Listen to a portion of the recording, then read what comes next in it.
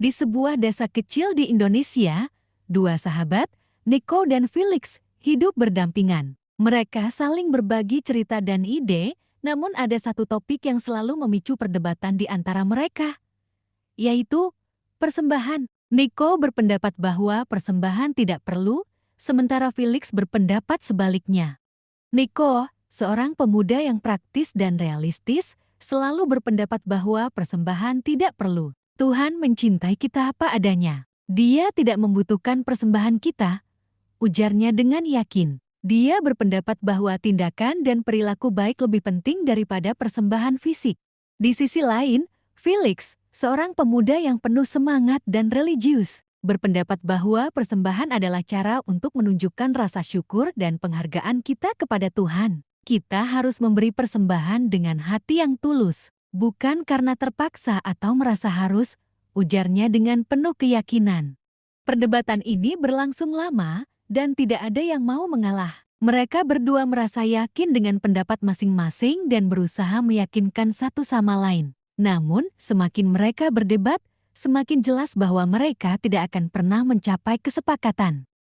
Sampai suatu hari, Felix membawa kitab Roma 12 ayat 1-8. Dia membacanya keras-keras di depan Nico. Aku menasihati kamu, oleh belas kasihan Allah, saudara-saudara, supaya kamu mempersembahkan tubuhmu sebagai persembahan yang hidup, yang kudus dan yang berkenan kepada Allah. Itu adalah ibadahmu yang sejati. Dan janganlah kamu serupa dengan dunia ini, tetapi berubahlah oleh pembaharuan budimu, sehingga kamu dapat membedakan manakah kehendak Allah, apa yang baik, apa yang berkenan kepadanya dan apa yang sempurna. Setelah mendengar ayat ini, Nico terdiam. Dia merenung, mencoba memahami makna dari ayat tersebut. Dia akhirnya menyadari bahwa persembahan yang dimaksud Felix bukanlah persembahan fisik, melainkan persembahan diri. Persembahan yang tulus dan berkenan kepada Tuhan. Dari hari itu, Nico dan Felix tidak lagi berdebat tentang persembahan. Mereka berdua memahami bahwa persembahan yang paling berharga adalah persembahan diri yang tulus dan berkenan kepada Tuhan. Dan mereka berdua berusaha untuk hidup sesuai dengan ayat Roma 12 ayat 1-8.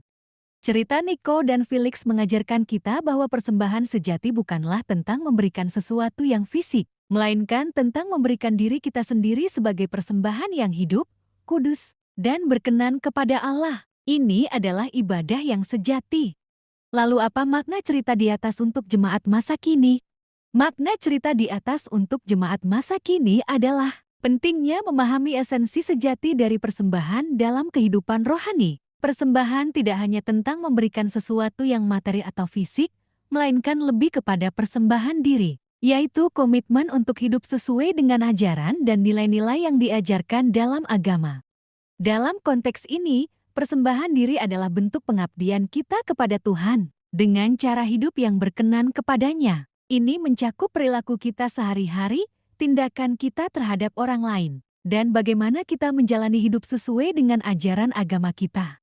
Kitab Roma 12 ayat 1-8 mengajarkan kita bahwa persembahan sejati adalah mempersembahkan tubuhmu sebagai persembahan yang hidup, yang kudus dan yang berkenan kepada Allah. Ini berarti bahwa kita harus berusaha untuk hidup dalam kebenaran, kebaikan, dan kasih sayang, serta berusaha untuk selalu melakukan apa yang berkenan kepada Tuhan. Bagi jemaat masa kini, cerita ini mengajarkan bahwa persembahan bukanlah tentang berapa banyak yang kita berikan, melainkan seberapa tulus dan ikhlas kita dalam memberikan diri kita untuk melayani Tuhan dan sesama. Ini adalah pesan yang sangat relevan, terutama dalam dunia modern yang seringkali menekankan pada hal-hal materi. Akhir kata, mari kita ingat pesan dari Roma 12 ayat 1-8. Mari kita hidup sesuai dengan pesan tersebut, dan mari kita berusaha untuk menjadi persembahan yang berharga di mata Tuhan.